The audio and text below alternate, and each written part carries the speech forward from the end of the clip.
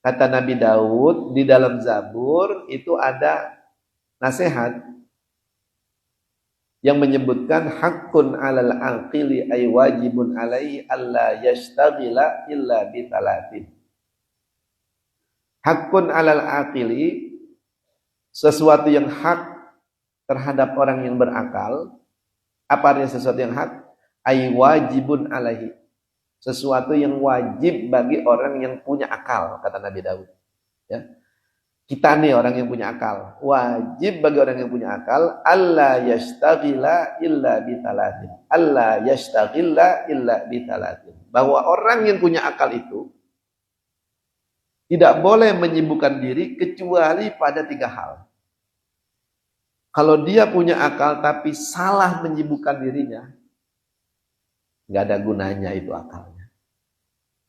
Ya, sama kata Nabi begini Pak. Kata Nabi, orang yang cerdas itu adalah orang yang mempersiapkan bekal sebelum matinya. Itu orang yang cerdas. Karena dengan akal yang Allah berikan, dia ngerti bahwa hidup ini bukan hanya di dunia, bahkan dunia ini sebentar banget Pak. Sebentar banget dibandingkan akhirat. Bapak kalau senang di dunia, melupakan akhirat, senangnya sebentar. Wal akhiratu khairu wa abqa. Sedangkan akhirat itu kata Allah jauh lebih baik. Khair, isim tabdil itu. Bukan hanya lebih baik Pak, wa abqa. Akhirat itu jauh lebih kekal. Kenapa kamu tukar pengen nikmat di dunia, mengorbankan akhirat? Bagusnya Bapak di dunianya bahagia, akhiratnya bahagia.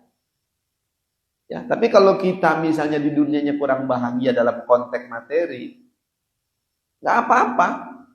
Asal jangan nanti sengsara di mana? Di akhirat. Faminhum syaqiyyu wa sa'id. Di akhirat itu orang cuma 2 Pak. Syaqiyun wa sa'id. Ada yang celaka, ada yang bahagia, selamat. Jadi kita nggak bisa minta yang ketiga. Apa yang ketiga? Tengah-tengah dah. Biarin bahagia kagak, yang penting jangan sengsara. Nggak bisa. Pilihan cuma 2, kanan atau kiri. Ya.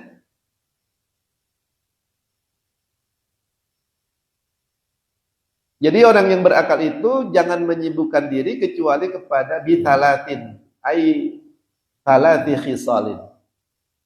Talati minal khisalin. Jadi dengan 3 macam hal yang harus kita sibukkan diri kita sebagai orang yang berakal. Yang pertama, tazawudun lima'adin.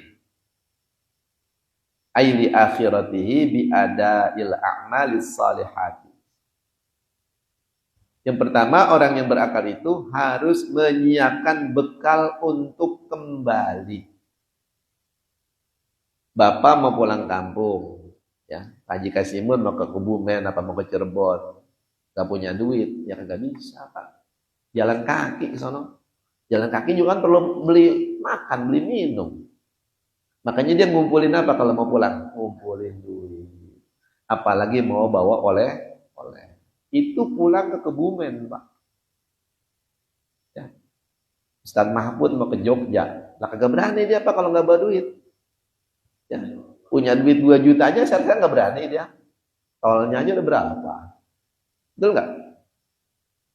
Itu kita pikirin Pak. Itu kita baru mau pulang tempat yang nggak terlalu apa? Jauh. Lah ini kita kan perjalanan jauh Pak. Itu sirot aja Pak. Belum padang mahsyar, belum sirot. Kira-kira waktunya berapa lama Pak? Orang jalan normal dari padang mahsyar nyebrang menuju surga itu bisa sampai 21.000 tahun jalan. Nah kita ke bulan aja Pak, kalau dihitung jalan kaki itu puluhan ribu tahun.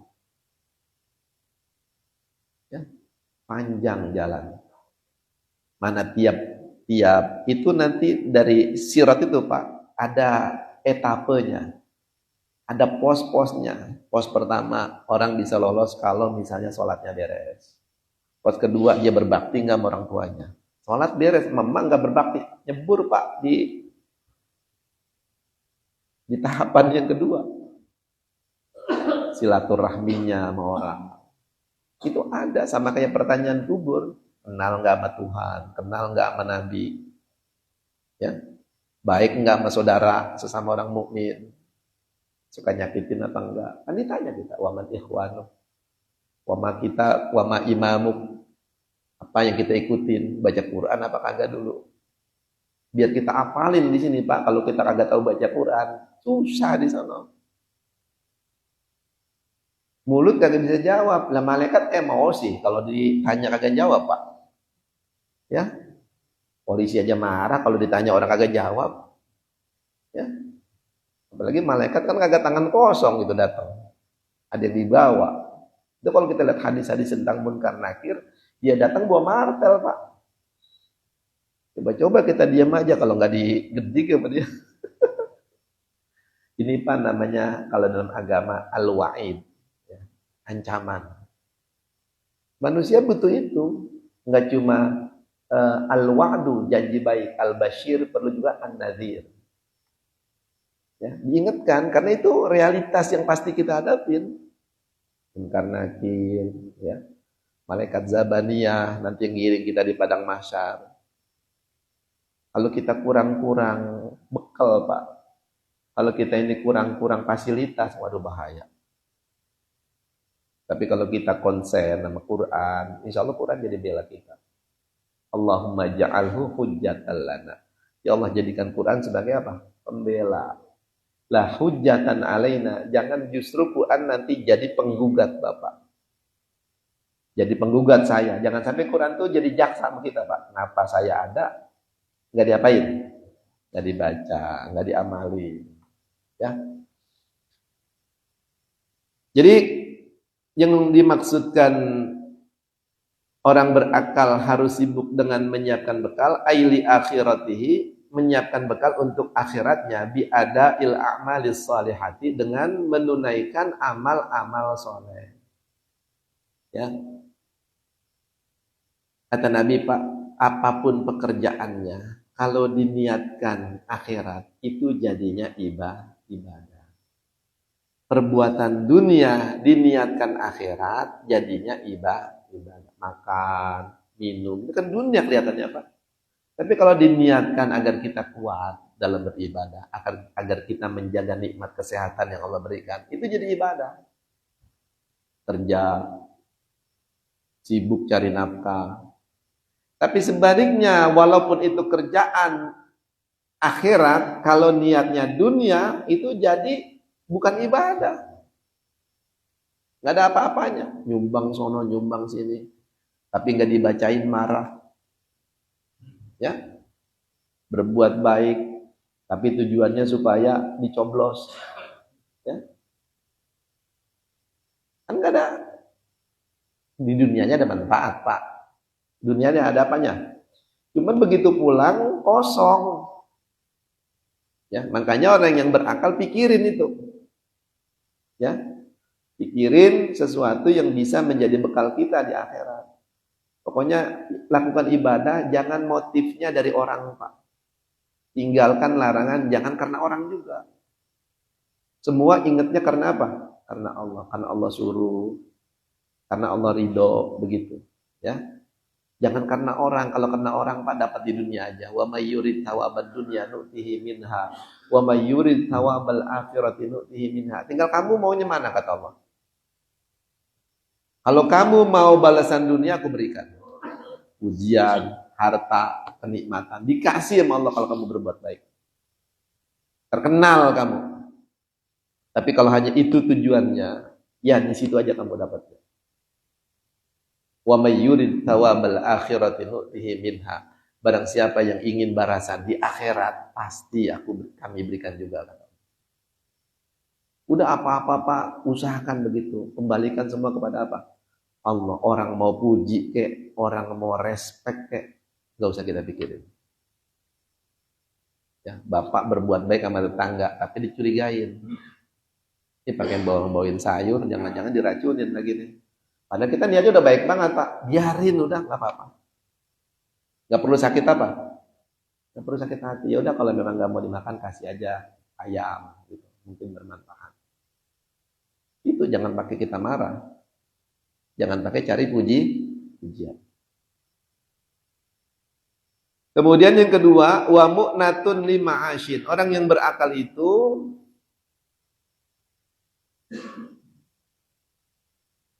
wa mu'natun akan berusaha memenuhi kebutuhannya lima asyid untuk hidup.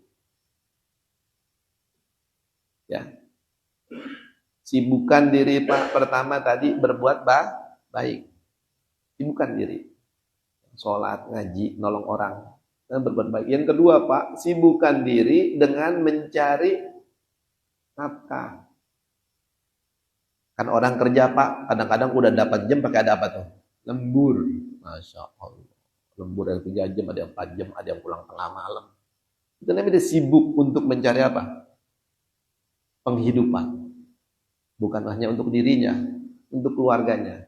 Dan kata Nabi, 1 dirham yang kau berikan kepada istrimu, kepada keluargamu, jauh lebih besar pahalanya dibanding 1000 dirham yang kau berikan di jalan Allah.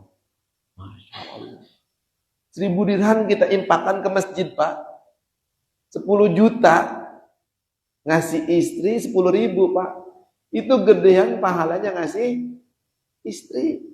Tapi jangan kemudian ke masjid 10 juta istri 10.000, bukan begitu maksudnya. Itu 10.000 aja masih lebih gede, apalagi ngasih istri 10 juta. Ya. Jangan kayak cerita orang, Pak, ya. Semua duit dikasih apa? Istri, ya. Lupa, Pak, yang di dalam peci nih, ya. Istri pintar juga dicari sama dia, ya. Ketemu ya duit. Ada ini 500.000. Ini duit dari mana Bang? Duit apa ini? Ya, apa kata dia Pak? Itu duit apa? Duit sial. Duit apa? Sial karena ketahuan sama bininya tuh. Ngongkosin anak sekolah, ngasih makan. Bahkan kalau bisa bikin bahagia keluarga Pak. Apa ya? Tadi menghabiskan waktu untuk itu supaya kita jangan sibuknya sama yang haram gitu. Kalau nggak begitu, Pak, ntar diajak nonton ngadu ayam, ya nggak? Diajak judi online misalnya. Jadi sibukkan untuk itu. Ini karena ada kaitannya dengan bahasan yang tadi. Orang yang punya akal itu artinya mu'natun lima asyin ay qiyamun bi amri kifayatihi wa saunihi wa saunih. Artinya dia menegakkan urusan atau perkara kifayatihi untuk mencukupi dirinya, ya. Wa saunihi dan memelihara diri, Pak. Maksudnya memelihara diri, kalau kita ini kebutuhannya terpenuhi Pak, kita nggak meminta-minta sama orang, ya, kagak celamitan, nggak apa. Orang Pak kalau yang diminta itu ya termasuk dipinjam itu kan serba salah, ya, mau dikasih lagi kagak ada, ya, kagak ngasih kagak enak, itu minimal udah nyusahin kita itu, ya. Dan kata Nabi, wala takunu kallan 'alan nas. Hidup jangan jadi beban orang. Walaupun beban perasaan jangan. Ya. Kita harus punya apa? Harus punya apa namanya ya? Sikap yang perwira ya, yang menjaga diri. Ya, namanya iffah, ya. Menahan diri dari meminta bantuan kepada orang, ya. Mendingan susah Pak daripada kita minta. Kecuali Bang udah nggak ada jalan lain gitu ya. Kalau nggak minta mati baru, ya itu pun jangan berlebihan, ya. Nah sibukkan untuk itu, apalagi sampai menyenangkan keluarga, ya. Jangan bertahun-tahun itu anak bini nggak tahu diajak jalan-jalan, jangan, kesian Pak. Habiskan waktu kita untuk itu daripada untuk yang nggak berguna, ya. Kemudian apa lagi? Wa fi ibaratin wa maramatin lima asyid. Kalau dalam ibarat lain, mu'natun di ma'asyin ini ya, adalah marommatun di ma'asyin bi fathil mim, ma ya. Warra, ro-nya fathah juga. Wa tasdidil mim, mimnya ada tasdid, maromma ya. Itu artinya ai islahuhu. Artinya dia mencari biaya hidup untuk kemaslahatannya. Bukan hanya untuk menjaga diri, tapi untuk kemaslahatan. Yang terakhir, orang yang berakal itu dalam kitab Zabur kata Nabi Daud adalah wa talabul ladzatin bihalalin. Orang yang berakal, ya, dia akan habiskan waktunya untuk talabul ladzah, mencari kenikmatan, Pak. Tapi bihalalin, dengan cara yang halal. Ya. Bapak sibuk nyari duren sampai kemana nih misalnya, sampai ke Banten, sampai ke Jepara. Nggak apa-apa, asal duitnya ada. Jadi sibuk buat bukan hal yang haram. Sibuk untuk hal-hal yang apa, Pak? Halal. Kalau enggak Bapak lakukan itu, ya, main ke rumah teman, kan kita senang tuh ngobrol sama teman, ya. Kalau kita nggak sibukkan dengan yang boleh-boleh tadi, Pak, nanti kemungkinan besar akan sibuk dengan hal-hal yang dilarang. Filosofinya seperti air, Pak. Air kalau mengalir itu bersih. Tapi kalau air, Pak, nggak mengalir, di kolam aja, coba seminggu.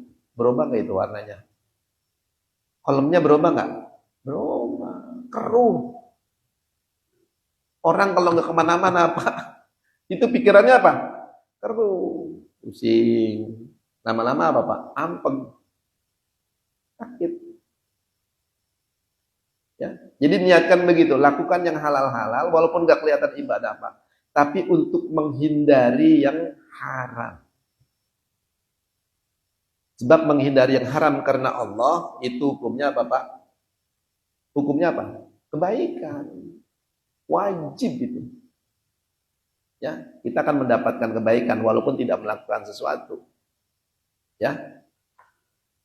Nah, itu thalabul ladzatin bihalalin fa inna kasbal halali wajibun. Ya, karena sesungguhnya mengupayakan sesuatu yang halal itu bahkan hukumnya apa? Wajib. Kita baca doa tuh Pak, Allahumma ya Ghani ya Hamid ya Mubdi'u ya Mu'id ya Rahimu ya Wadud aghnini bihalali an harami. Ya. Aghnini bihalali an haramika wa bi ta'atika an maksiatika wa bi fadlika amman siwa. Terutama di sholat Jumat. Di sholat Jumat itu baca 3 kali. Kalau anak yang masih belajar, ya ajarin baca 70 kali. Allahumma ya Ghani ya Hamid ya Mubdi'u ya Mu'id ya Rahimu ya Wadud aghnini bihalalikan haramika bi ta'atikan ma'siyatika wa bika min siwak. Tapi apa, Pak? Allahumma ya Ghani ya Hamid, wahai Allah yang Maha Kaya yang Maha Terpuji, ya Mubdi'u ya Mu'id, ya yang Maha menciptakan ya dan Maha mengembalikan, aghnini bihalali. Ya Allah, kayakan saya. Cukupkan diri saya ini bihalalik dengan halal yang halal yang kau halalkan. Jangan sampai kita kaya, kita merasa cukup dengan hal-hal yang haram. Kita minta sama Allah. Minta yang memang mau kaya fisik disebut aja. Kayakan aku dengan yang halal. Wa bi ta'atika an ma'siyatika, ya Allah, cukupkan aku dengan taat kepadamu. An maksiatika, ya, daripada cukup dengan berbuat maksiat. Sehingga saya nggak berbuat maksiat kalau saya cukup, ketaatan itu cukup buat saya. Wa bi fadlika amman siwa. Dan cukupkanlah diri saya dengan karuniamu, ya, agar saya tidak mencari sesuatu dari selain karunia Allah Subhanahu wa ta'ala. Itu doanya, Pak. Allahumma ya Ghani ya Hamid ya Mubdi'u ya Mu'id. Kalau bisa baca tiap hari yang laki-laki. Ya, yang ibu-ibu bagus juga. Doain lakinya. Ya, supaya minimal, Pak, perasaan cukup, kekayaan batin itu Allah berikan kepada kita. Jangan terus-menerus rasanya kurang. Atau jangan sampai sesuatu yang mencukupkan kita itu bukan sesuatu yang halal. Jadi saya rasa ini nasihat-nasihat yang nanti Bapak ulang lagi di rumah, ya itu kan terjemahannya ada, ya dilihat lagi supaya kita bisa resapi, ya. Karena kalau baca kitab Nasohil Ibad ini Pak, jangankan banyak, sedikit aja manfaatnya besar. Wallahu a'lam. Silakan bapak-bapak yang mau bertanya, ibu-ibu silakan. Pak Haji Kasimun. Nah, iya, iya. Gimana maksudnya? Iya, iya. Ada hadis Pak, walaupun hadisnya bukan derajat sahih, tapi ini bagus untuk kita amalkan dan boleh saja, ya. Nabi kata Anas bin Malik, kalau datang bulan Rajab, beliau berdoa, Allahumma barik lana fi Rajab wa Sya'ban wa ballighna Ramadan. Ada dua yang diminta Nabi Pak. Yang pertama